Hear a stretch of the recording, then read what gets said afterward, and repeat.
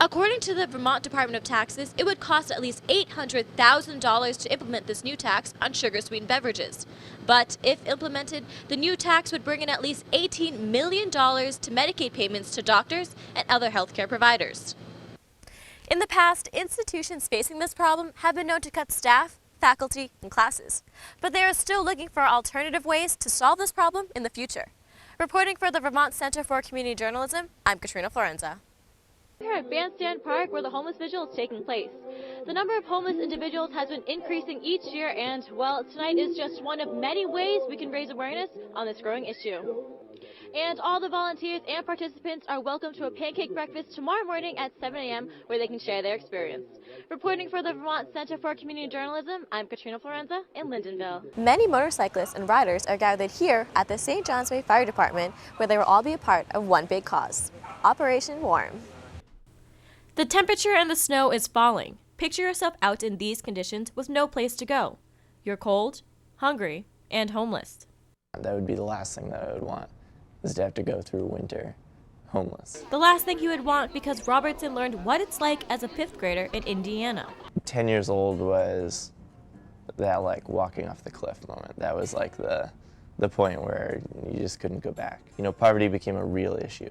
It was just so clear that everything could just fall apart at any moment. And it falls apart too for people here in Vermont. Homelessness is a huge issue in the Northeast Kingdom.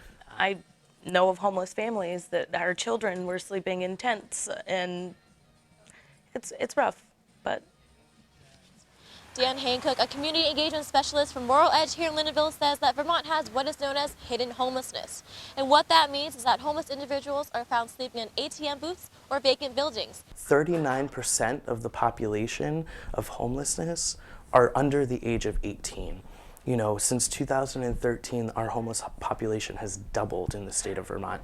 It's hard for people to understand just how helpless you feel when you end up homeless. And it's hard to be proud when you're living on the street. Klepper no longer lives on this street, but those who do can find a temporary home when the temperature drops thanks to a state program. Economic Services right now does cold exception housing, so if it's below a certain temperature, they can put them up for the evening. What it turns out is often the state has to turn to motels because there's nothing else available. And even some empty rooms are not available. Not everybody wants to rent to them, and there is the lack of housing, especially if we're facing really bad budget problems. So all around the state, we've been scrambling to help people when they're timing out of motels find a permanent place to live someplace else. That someplace else after the motel and before a permanent home can be a homeless shelter. But the problem really in the Northeast Kingdom is we don't have any shelters. We need more of those creative options. Homeless advocates believe that more shelters in the area would be a big help and would cost less than temporary lodging. Those people used to either be out on the streets or in hotel rooms. It would be saving the state dollars if we could get a shelter open. Currently, there are only 5 shelters in Vermont.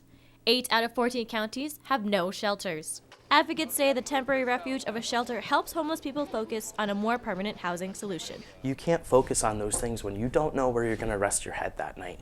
When you have that sort of instability, it really eats at you.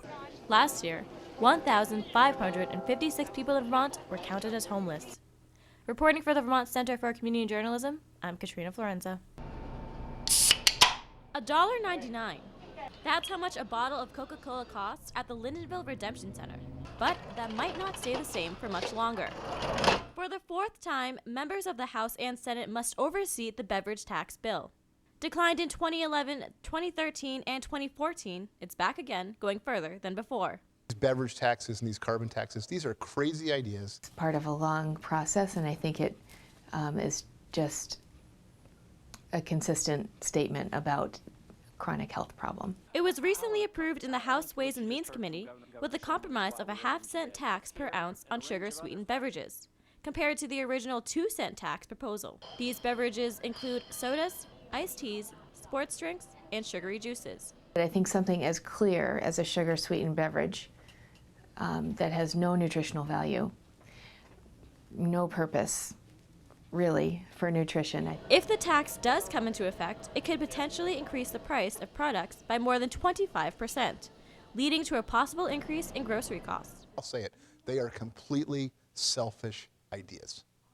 And the rest of the counties in the state should push back really, we should push back strongly. Local business owners would see a downfall as well, as this tax could threaten their ability to compete with widely known corporate stores. I don't think it's a fair tax on many of the businesses, certainly on our side of the state. Over 200 businesses and organizations have started a no beverage tax petition that currently holds over 18,000 signatures from Vermont residents.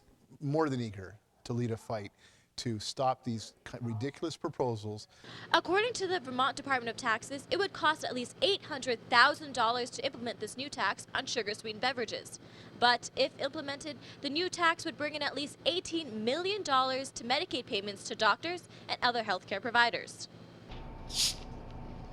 According to the Alliance for a Healthier Vermont, Vermont spends an average of $202 million a year on obesity-related medical costs for just adults alone. Obesity is definitely a problem in Vermont. Sugar-sweetened beverages are a known cause of obesity. Zeroing in on sugar-sweetened beverages, I don't think is a strong enough motive to help in the health concepts that many people are talking about. So I don't think either of those are adequate funding sources. I'm not sure that the beverage tax would eliminate the obesity issue, but it's certainly one step in this huge problem that we have.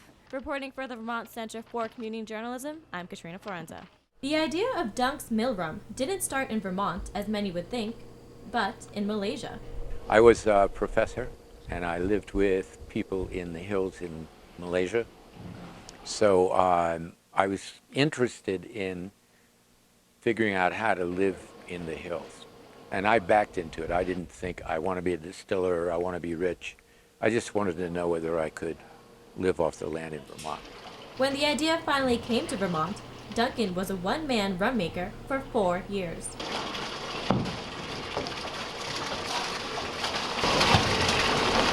And now, he's got a whole team under his belt. This is Anna Seiss, and she's here helping me out getting this still started, bottling, and making up new fermentations because we have a big order for Massachusetts. Duncan wasn't taught how to make rum. He simply learned through trial and error. Taking our fermentation. So why rum? And people like it. It has, depending on how you make it and massage it and deal with it, it has some remarkable capabilities. So I'm finding that there's sort of a whole world of possibilities opening with this. And every bottle of Dunk's rum is organically made. I guess I should return to kind of our principle of operation here, which is that we make everything from scratch. We buy organic cane and make the alcohol. We don't buy any alcohol. And this differentiates us from a lot of the smaller spirits companies. And that's enough to keep Duncan in the rum business for 15 years now. Reporting for the Vermont Center for Community Journalism, I'm Katrina Florenza in St. Johnsbury. There is a museum that has been open for the past 40 years that most people have not heard about. And as the warm weather continues, thousands of animals will be crossing the roads. Well, Adam, the University of Vermont men's basketball team has had quite the season. St. Johnsbury has yet to fill the position of a town manager. An energy conference yesterday was focused on the energy relationship between Vermont and the city of Quebec. So with the fluctuating temperatures being warm and cold, how is that looking for the sugar season? Governor Shumlin's administration is working with the State Employees Association to figure out a new labor contract. Vermont is well known for its quality craftsmanship with wooden products. Spring cleaning of your pantry can result in lots of food going to waste. And if a spring cleaning of your pantry results in lots of food going to waste, be smarter about restocking it. So Francis, I see temperatures warming up and everything. Tell me what this weekend's going to look like. More spring weather, hopefully? Vermont can officially call itself the sportiest state according to a shopping app called Retail. Representative Peter Welch and Representative Peter King from New York are working together on a program to provide heating assistance to those in need. Now, unlike the Senate version of the bill, the House does not require an 18-month waiting period before students from schools around the Northeast Kingdom gathered today in the name of science. The second annual Color Run happened in Lyndonville over the weekend. A man from East Haven, Connecticut was involved in a fatal snowmobile crash in Wheelock. The series continues next week when a PTSD presentation will be held at Linden State. That number exceeded their $5,000 fundraising goal by $1,500. Shumlin presented a $580,000 grant for 14 affordable apartments, as well as a day station for the homeless in Burlington. DEMOREEL Academy has officially announced their decision not to purchase or rent the Depot Square apartments. Coming up, there are concerns about Vermont's Health Connect. What is the legislation doing to fix those problems? Superheroes and hometown heroes, all people worth celebrating. That's why Fenton Chester made Defenders of the Kingdom. This state is finalizing a spending plan for the coming fiscal year, calling for nearly $53 million in cuts, $35 million in new taxes, and $24 million in what are called one-time expenditures. It's been 1 year since the first confirmed cases of Ebola in West Africa and the beginning of what would become the largest ever outbreak. Johnsbury Academy senior Brandon Wells has been named the MVP of the Essex Rotary Classic Boys hockey game this past Saturday. So Jacqueline, tomorrow's first day of spring. I mean, we're not seeing any warm bikini weather. We still got time to work on our bikini bods. Yes. Yeah.